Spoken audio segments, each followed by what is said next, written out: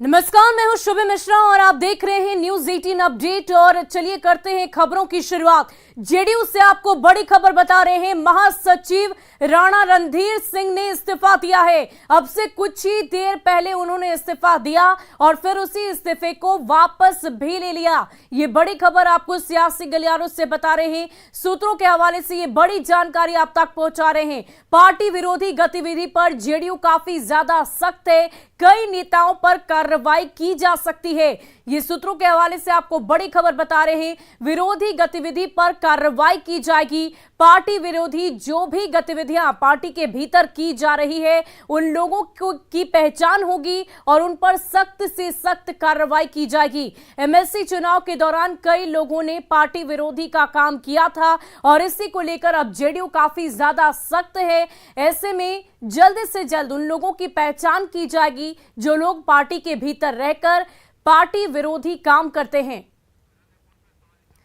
और इस वक्त हमारे संवाददाता आनंद अमृतराज हमारे साथ पटना से फोन लाइन पर जुड़ चुके हैं। सबसे पहले आनंद ये बताइए कि राणा रणधीर सिंह ने इस्तीफा क्यों दिया था और वापस कैसे ले लिया?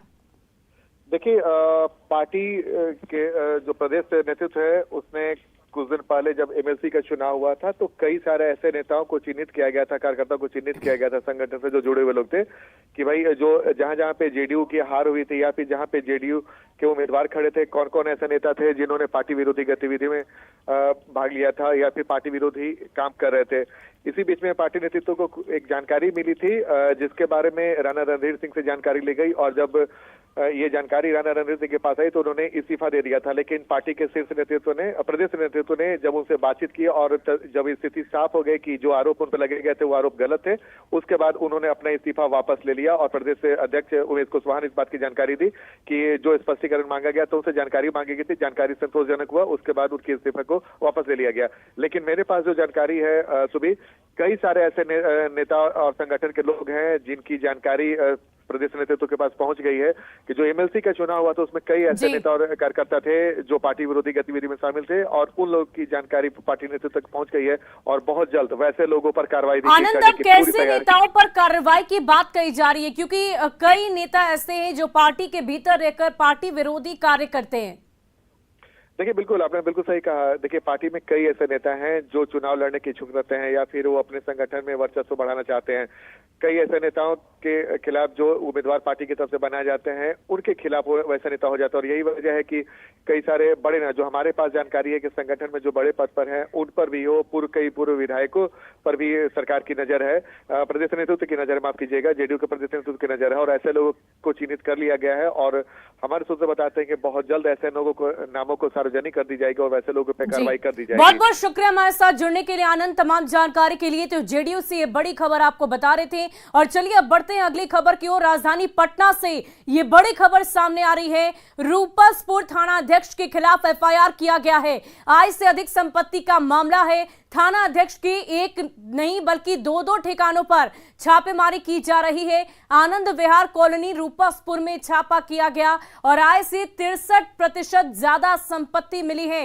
इस बात की खबर सामने आई है। राजधानी पटना से ये बड़ी जानकारी आपको दे रही है। दो तस्वीरें देखिए, उनके दो अलग अलग ठिकानों पर कैसे छापेमारी की जा रही है। रूपसपुर थाना अध्यक्ष की बात हम कर रहे हैं, उनके ऊपर एफआईआर भी दर्ज की गई। 63% ज्यादा संपत्ति, आय से अधिक संपत्ति पाए जाने की बात सामने आई है। अध्यक्ष मधुसूदन के यहाँ छापेमारी हो रही है और ये ईओयू आर्थिक अपराध इकाई कर रही है। ये टीम यहाँ पर पहुँची हुई है और छापेमारी की जा रही है। यहाँ पर किराए के मकान में वो रहते हैं और अभी जो है आर्थिक अपराध इकाई की टीम यहाँ पहुँची हुई है और जांच कर रही है कि क्या क्या इनके यहाँ संपत्ति है, उसकी जांच की जा रही है। बताया जाता है कि लगभग जो है 62% आय से अधिक संपत्ति का मामला दर्ज किया गया है आर्थिक अपराध इकाई में और 24 तारीख को ही जो है ये मामला दर्ज किया गया है। 25 तारीख को कोर्ट से आदेश मिलने के बाद ये छापेमारी जारी है। 3 ठिकानों पर छापेमारी की जा रही है, जिसमें से रूपसपुर थाना के अंदर जो है आर्थिक अपराध इकाई ने छापेमारी की है। उसके बाद जो है जो आवास है, किराए के मकान हैं, इसमें छापेमारी जारी है, पूछताछ की जा रही है। कागजात की तलाश की जा रही है। साथ ही जो है इनके जो पैतृक आवास हैं औरंगाबाद में, वहाँ पे छापेमारी की जा रही है। साथ ही बताया जाता है कि कुछ ज़मीन के कागजात मिले हैं और कुछ जो है ऐसे कागजात मिले हैं जिनका जो है जो छानबीन है आर्थिक अपराध इकाई कर रही है। फिलहाल जो है आर्थिक अपराध इकाई अभी भी जो है छापेमारी जारी है, पूछताछ की जा रही है, परिवार के सदस्यों से पूछताछ की जा रही है। रूपसपुर थाने में मधुसूदन कुमार से पूछताछ की गई थी और उसके बाद फिर जो है टीम यहाँ पहुँची है और अभी तक टीम जो किराए के मकान में रहते थे यहाँ पर जो है पहुँची हुई है और जाँच पूछताछ जारी है।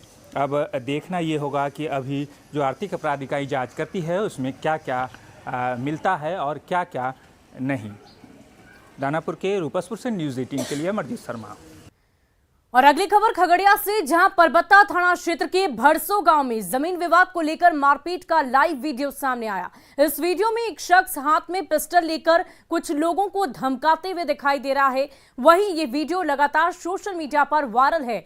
तस्वीरों में आप देख सकते हैं कि कैसे दो पक्ष आपस में जमकर धक्का मुक्की कर रहे हैं और ये देखिए कैसे इस शख्स ने अपनी जेब से पिस्टल निकाली और पिस्टल निकालकर ये लोगों को कैसे धमका रहा है। लोग उसे समझाने की लाख कोशिश कर रहे हैं लेकिन वो पिस्टल वापस रखने को भी कहते हैं। वहीं इस घटना की और तस्वीर सामने आई जिसमें दो पक्षों को आपस में छीना झपटी करते हुए देखा जा सकता है। इस मारपीट में कई लोगों के घायल होने की खबर भी सामने आई है। बताया जा रहा है कि करीब आधा दर्जन लोग जख्मी हो गए हैं। दोनों पक्षों ने थाने में आवेदन दिया। पुलिस ने दोनों पक्षों पर कार्रवाई का आश्वासन भी दिया है। पुलिस पिस्टल दिखाकर डराने वाले व्यक्ति की पहचान कर रही है। वहीं अरवल जिले के करपी प्रखंड के बख्तरी बिघा गांव में सड़क निर्माण पर रोक से नाराज महिलाओं ने डीएम ऑफिस के बाहर जमकर हंगामा किया। हंगामा कर रही महिलाओं ने प्रशासन पर दबंग लोगों के प्रभाव में आकर काम करने का आरोप लगाया। हंगामा कर रही महिलाओं का कहना था कि कई बार गुहार लगाने के बावजूद भी प्रशासन उनकी समस्याओं का निदान नहीं कर पा रहा, जिससे उन्हें बरसात के दिनों में परेशानियों का सामना करना पड़ सकता है। महिलाओं के हंगामे को देखकर प्रशासनिक अधिकारियों ने उनसे बातचीत की और समस्याओं के हल का आश्वासन दिया, जिसके बाद हंगामा शांत हुआ। जमीन नहीं दे रहे हैं, हम लोग के बहुत इमरजेंसी है रोड के लिए, हॉस्पिटल में डॉक्टर नहीं आता जाता है, हम लोग के बहुत तकलीफ हो जाएगी। जब गर्भवती रहता है तो टांग के खाटी पर ले जाते हैं, ले आते हैं। वहीं खगड़िया में अपराधियों का तांडव जारी है। बेखौफ अपराधियों ने मक्का व्यवसायी को गोली मारकर घायल कर दिया और 50,000 रुपए लेकर फरार हो गए। घटना मुरकाही थाना क्षेत्र की है। घायल व्यवसायी की पहचान माडर उत्तरी पंचायत नवटोलिया निवासी मोहम्मद औरंगजेब के तौर पर की गई है, जिसे इलाज के लिए सदर अस्पताल में भर्ती कराया गया। घटना की सूचना के बाद से स्थानीय पुलिस मामले की जांच में जुटी है। घटना के बाद से इलाके में दहशत का माहौल है। खेतीबाड़ी करता है उस पार में ही, और मकई गया था खरीदने के लिए, तो उसी दरमियान जो है ना पैसा जेब में था, अब कोई बदमाश लग गया और उससे पैसा छीन छोड़ भी किया और गोली भी मार दिया। तो वो ये चिड़ैया तरफ पड़ता है उस पार में, तो वही गया था। और बिहार में शराब तस्कर रोज नए नए तिकड़म अपना रहे हैं। गोपालगंज से एक तस्वीर सामने आई है जिसमें शराब माफिया एक खाद में शराब छिपाकर शराब की तस्करी कर रहे हैं। उत्पाद विभाग ने शक के आधार पर ट्रैक्टर की जांच की तो उसमें से करीब 10 लाख रुपए की शराब निकली। ये तस्कर किसान बनकर शराब की सप्लाई कर रहे थे। फिलहाल पुलिस आरोपियों से पूछताछ कर रही है।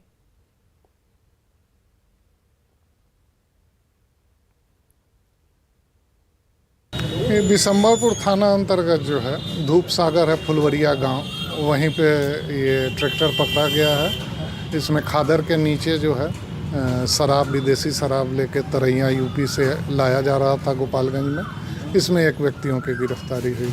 कितने लाख की होगी तकरीबन ये शराब? लगभग 10 लाख रुपए के। यहीं ले जा रहे थे फुलवरिया बाजार जो गांव है, वहीं पे हमको खड़ा करना था। पहले से ही गाड़ी लोड करके खड़ा था तरैया बाजार में, उसी से पकड़ा गया। बस कितना पैसा मिलता तुमको? 5,000 मिलता है एक चक्कर का। पहले दिन ही आए थे हम। पहले क्या करते थे? पहले हम ट्रक चला रहे थे गोरखपुर में। ज़्यादा पैसा के लिए इस धंधे में आ गए? जी भैया। क्या नाम है? विकास नाम। और गोपालगंज में तेज रफ्तार ट्रक के पलटने से ड्राइवर और खलासी घायल हो गए। घटना नगर थाना क्षेत्र के बसडीला मोड़ के समीप स्थित NH 27 के पास की है। जैसे ही घटना की जानकारी स्थानीय लोगों को मिली, लोग घटनास्थल पर जमा हो गए और ट्रक ड्राइवर को बचाने के बजाय ट्रक से डीजल की लूट करने लगे, जिससे घटनास्थल पर अफरा तफरी का माहौल बन गया। मौके पर पहुंची पुलिस ने डीजल की चोरी कर रहे लोगों को वहां से हटाया। ट्रक स्कूटी लेकर फरीदाबाद से गुवाहाटी जा रही थी। मैं फरीदाबाद से सिलीगुड़ी जा रहा हूँ और ट्रैक्टर वाले को बचाने के रॉन्ग साइड से ट्रैक्टर आ रहा था, उसको बचाने के चक्कर में मेरी गाड़ी गई है। कौन गाली दे रहा था, क्या हुआ था? वो एक अंकल थे, वो चले गए, भाग गए। क्या हुआ था? वो हमको हमारा सामान निकाल उल्टा फेंक रहे हैं उधर, उसके बाद हमको गाली दे रहे हैं कि हम ये करेंगे वो करेंगे। क्यों सामान फेंक रहे थे लोग? और चलिए बढ़ते हैं अगली खबर की ओर। फुलवारी शरीफ में सोशल मीडिया पर टिप्पणी करना एक युवक को महंगा पड़ गया।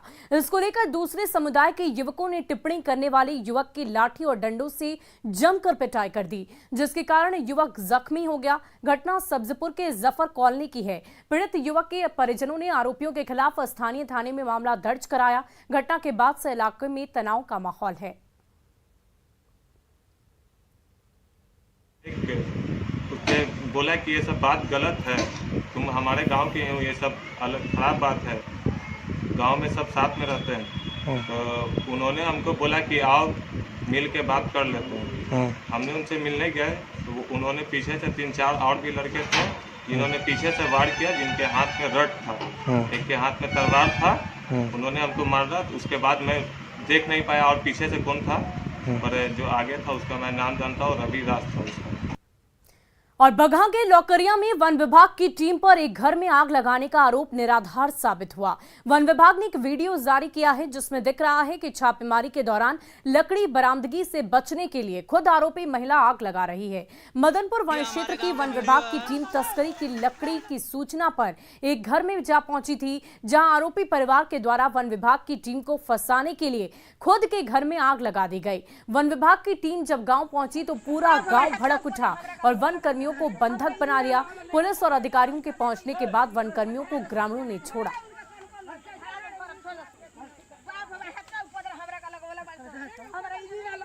और लोहरदगा में अवैध खनन पर न्यूज 18 की खबर का बड़ा असर हुआ है। जिले के कोयले और शंख नदी से बालू के अवैध उठाव की खबर न्यूज 18 ने प्रमुखता से दिखाई थी, जिसके बाद प्रशासन हरकत में आया और डीसी के निर्देश पर खनन टास्क फोर्स ने जिले के अलग अलग जगहों पर कड़ी कार्रवाई की। इस दौरान सेन्हा, कुडू और सदर थाना क्षेत्र से बालू लदे 5 ट्रैक्टर जब्त किए गए, वहीं कोयला लदे 3 ट्रैक्टर भी जब्त किए गए। जब्त गाड़ियों के ऑनर पर मामला दर्ज कर खनन अधिनियम के तहत कार्रवाई की जा रही है। प्रशासन की कार्रवाई से बालू माफियाओं में हड़कंप है। अवैध उत्खनन को लेकर खनन टास्क फोर्स पूरी तरह से एक्टिव हो चुकी है। जिले के विभिन्न प्रखंडों में छापेमारी कर अवैध खनन कर रहे बालू ट्रैक्टर और कोयला ट्रैक्टरों को पकड़ा जा रहा है।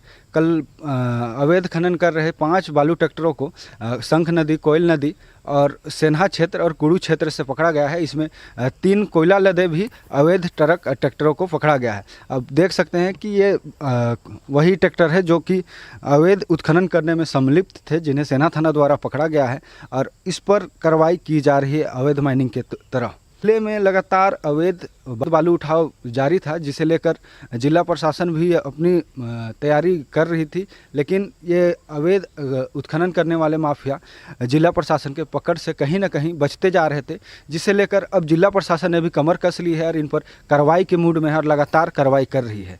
न्यूज 18 के लिए आकाश साहू, लोहरदगा।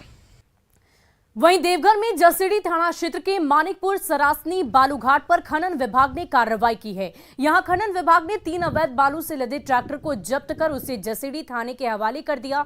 गुप्त सूचना के आधार पर खनन विभाग ने ये कार्रवाई की। हालांकि छापेमारी के दौरान ट्रैक्टर चालक फरार हो गए, वहीं जब्त ट्रैक्टर के मालिकों पर प्रशासन की कार्रवाई शुरू हो गई।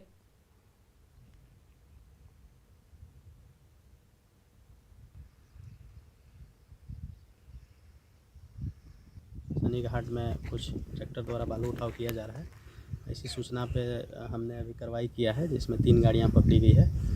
अभी थाना को सूचना दे दिया गया है, पुलिस बल आए हैं। इसको हम लोग अन्य चालक के सहायता से थाना ले जाने की कार्रवाई कर रहे हैं। और फिलहाल के लिए इस बुलेटिन में इतना ही। आप बने रहे न्यूज़ 18 बिहार झारखंड के साथ।